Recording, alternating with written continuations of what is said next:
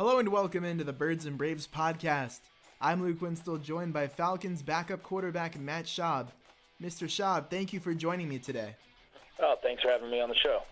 You're welcome. My first question for you, after you finish your 2015 season with Baltimore, what about Atlanta and the Falcons organization made you want to come back for a second stint? Well, yeah, obviously I started my career here, and, my family and I met my wife here before we went to Houston, and we knew we wanted to settle back and start putting our roots in the ground in the Southeast, and we love the city of Atlanta and the area, and so we started to do that. All the while, I knew Dan Quinn, and I knew the system that we were running here with Kyle Shanahan and his offense, and I had a lot of time together with Kyle in our Houston days during 07, 8, and 9, and so my relationship with him, knowing Matt Ryan for many years, it was a good system fit, a good team fit, and, for the lifestyle, knowing that we were going to be making our home here in the Atlanta area, it was a no-brainer. And so was very excited to come back here and be a part of this city and this organization. With Kyle Shanahan, what made him such a good fit with the personnel in Atlanta, and what made the offense so successful under him in that Super Bowl run? Well, I think a lot of stars have to align when you have a run like that. But his style and his ability to call plays, especially in the no-huddle situation, that suited our offense and what we were trying to get done and what defenses were doing to us. And when you have guys like Matt Ryan pulling the trigger and you have a Julio Jones, a Devontae Freeman, Tevin Coleman, Mohamed Sanu, guys that can go out and make plays. Austin Hooper was in his rookie year at that time.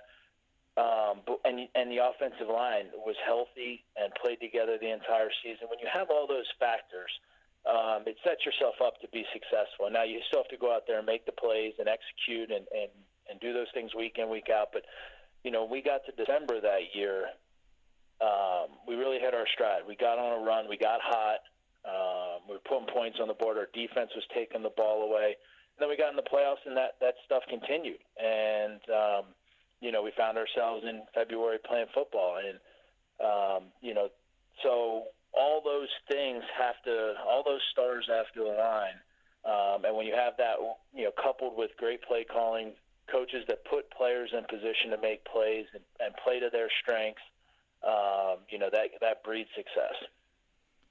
A couple of seasons ago, after Shanahan went out to San Francisco, Steve Sarkisian only tried to change the offense a little bit in the transition from what I've heard.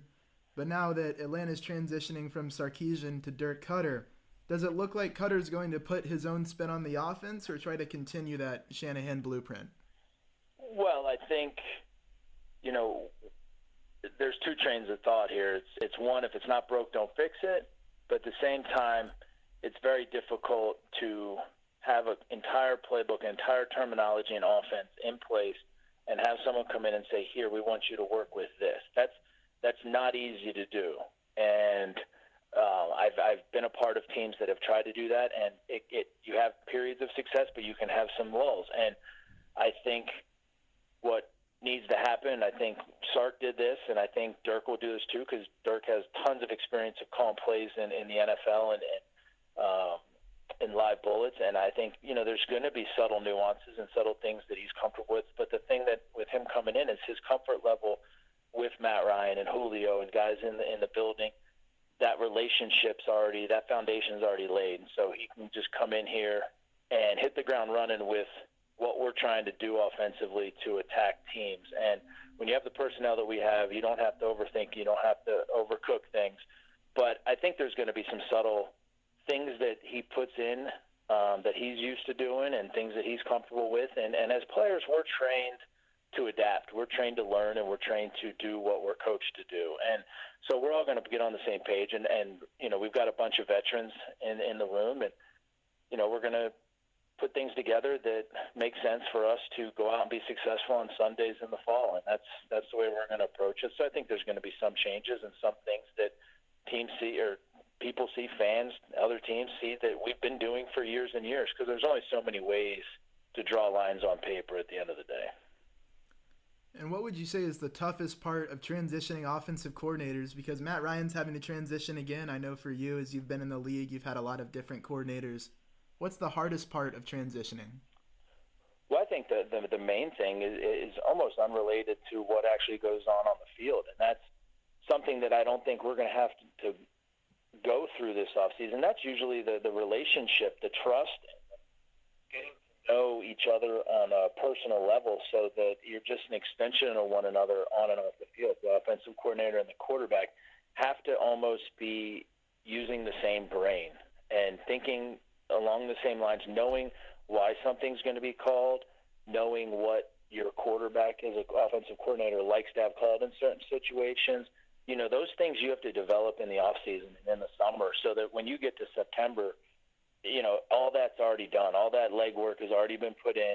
Now, that's already happened for Dirk Koetter and Matt Ryan from the years together before. So I think that will transition a lot easier for us going into this change. But so I think when you change coordinators, if that's not there, that's hard to overcome. That takes time, and sometimes that doesn't happen until after that first year together, and then you can evaluate things and move from there. But I think that's probably the hardest part. What is the value of having a veteran presence like you at quarterback for the Atlanta Falcons? Well, I think in my role, having a veteran, a guy that's not only been in the league for a while, but also played a bunch and know what it takes to be successful, know what that looks like.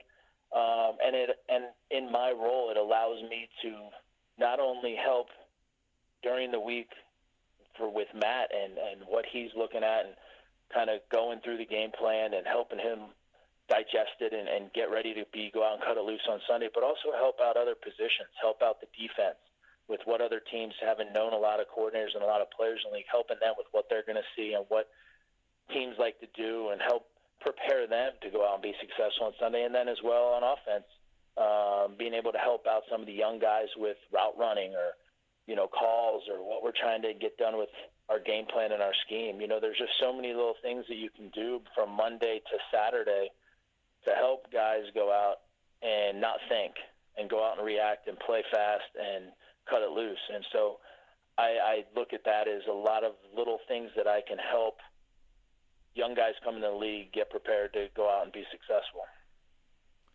In your first stint in Atlanta, you backed up Michael Vick. In the second, you're backing up Matt Ryan.